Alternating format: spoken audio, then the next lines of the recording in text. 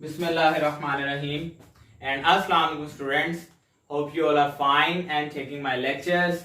So students, जैसा कि आप जानते हैं आज हमारा चैप्टर नंबर 8 का अल्हम्दुलिल्लाह लेक्चर नंबर 12 है।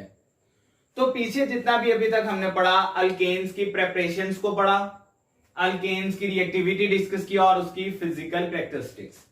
अब उसकी केमिकल प्रॉपर्टीज को स्टडी करने से पहले स्टूडेंट्स ये एक रूल मैंने आपके सामने लिखा है जिसे मैंने थंब रूल कह दिया है। मैंने कहा thumb rule to study the reactions of alkanes, to study the reactions of alkanes.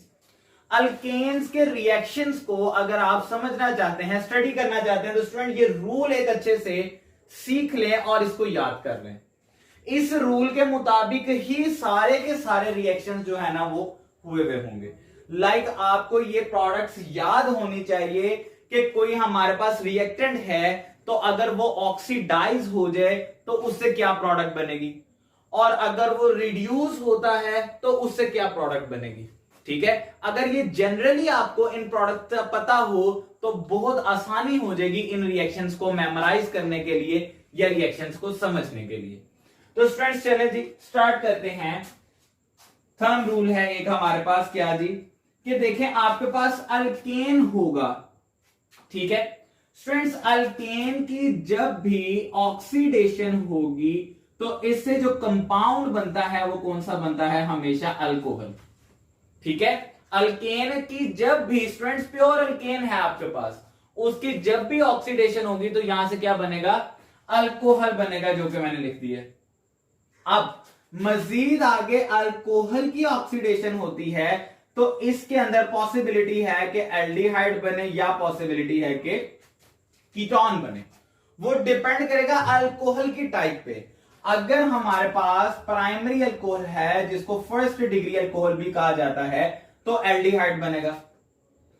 अगर हमारे पास सेकेंडरी अल्कोहल है तो स्टूडेंट फिर आपके पास क्या बनेगा, कीटोन बनेगा। ठीक है, रिस्पेक्टिव कार्बन वाला। ये बात अभी हम दोबारा देखते हैं कि आपके पास अल्केन है स्टूडेंट, जितने कार्बन वाला अल्केन होगा उसकी ऑक्सीडेशन होगी तो उतने ही कार्बन वाला अल्कोहल बनेगा, और फिर जितने कार्बन वाला अल्कोहल होगा उसकी ऑक्सीडेशन होगी तो उतने ही कार्बन वाला एल्डिहाइड या कीटोन बनेगा। इट डिपेंड्स कि अल्कोहल प्राइमरी है या सेकेंडरी।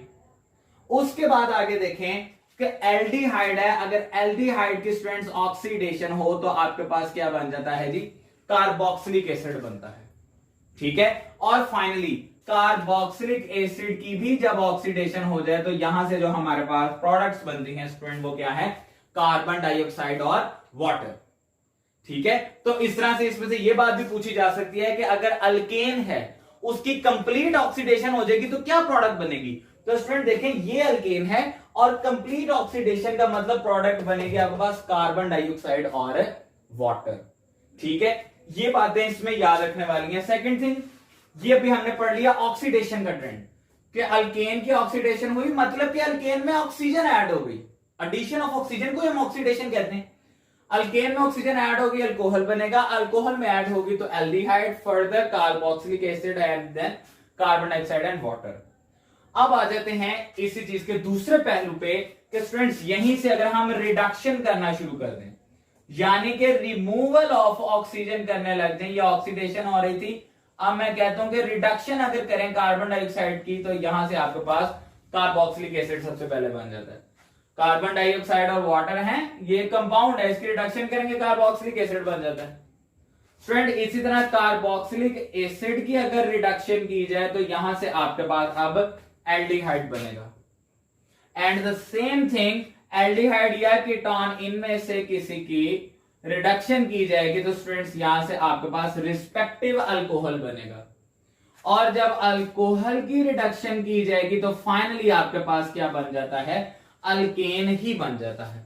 ठीक है, अब ये ऑक्सीडेशन और रिडक्शन होती कैसे है, बेसिकली कुछ ऑक्सीडाइजिंग एजेंट्स होते हैं, कुछ रिड्यूसिंग एजेंट्स होते हैं। ये जैसे जैसे हम अपने बुक को स्टडी करेंगे उसके अंदर ये ऑक्सीडाइजिंग और रिड्यूसिंग एजेंट्स को भी साथ साथ स्टडी करते जाएंगे।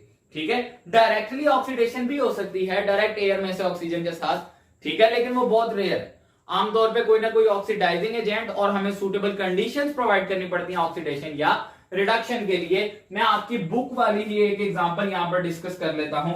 स्टूडेंट ये देखें, फंक्शनल ग्रुप आपको याद रखने हैं। जैसे कि अल्केन है तो स्टूडेंट अल्केन का फंक्शनल ग्रुप क्या होता है, कार्बन कार्बन के दरमियान सिंगल बॉन्ड।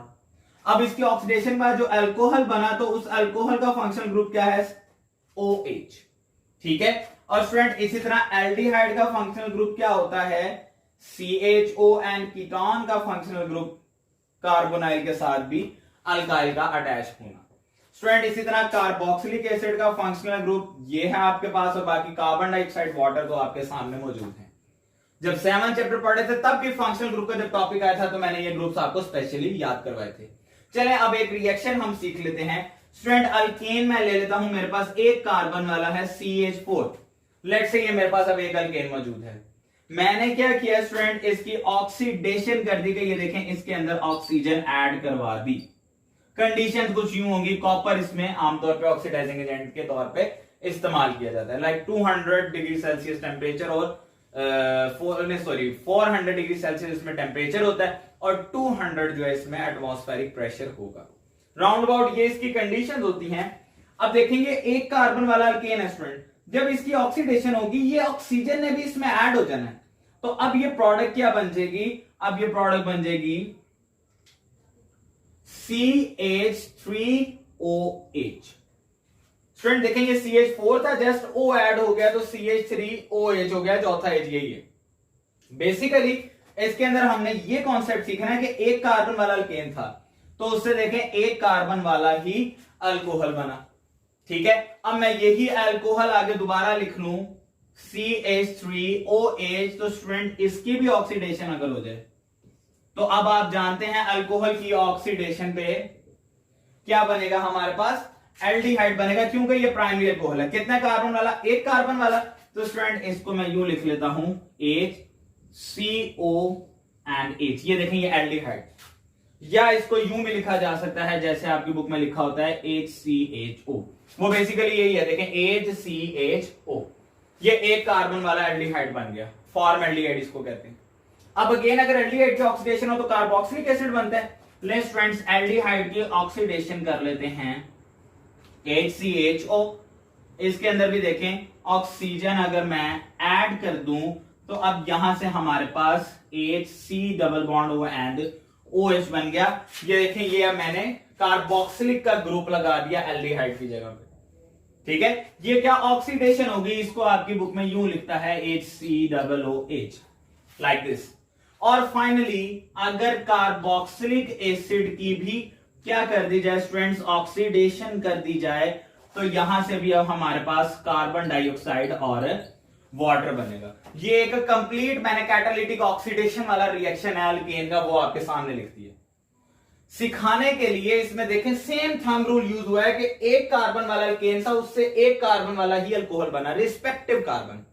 एक कार्बन वाले अल्कोहल से आगे एक कार्बन वाला एल्डिहाइड और एक कार्बन वाले एल्डिहाइड से आगे एक कार्बन वाला ही एसिड कार्बोक्सिलिक एसिड, ये फॉर्मिक एसिड है, और एक कार्बन वाले एसिड से आगे कार्बन डाइऑक्साइड और वाटर बन जाता है। तो स्टूडेंट ये बेसिकली थंब रूल था। ये सब ऑक्सीडेशन आपने देखी। और अगर रिडक्शन कहेंगे तो ये देखें जैसे ये कार्बोक्सिलिक एसिड रिडक्शन होगी तो ये फॉर्मेल्डिहाइड बन जाएगा। सिंपल सी बात है, यहां पर 2 ऑक्सीजन है, रिडक्शन का मतलब रिमूवल ऑफ ऑक्सीजन, एक ऑक्सीजन निकाल दें, देखिए एक ऑक्सीजन वाला कंपाउंड रह गया लाइक दिस। ये समझने की हद तक मैं यूं बात कह रहा हूं, बाकी फंक्शनल ग्रुप के हवाले से हम इसको याद रखेंगे। तो ऑक्सीडेशन और रिडक्शन से बेसिकली ये कंपाउंड्स हमारे बनते हैं।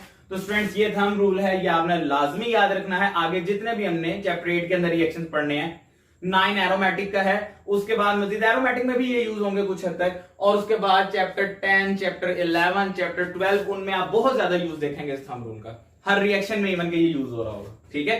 तो इसको लाजमी मेमोराइज कीजिएगा, और अगर कोई डेफिनेटली क्वेश्चन हो तो आप कमेंट सेक्शन में पूछ सकते हैं। Thank you so much.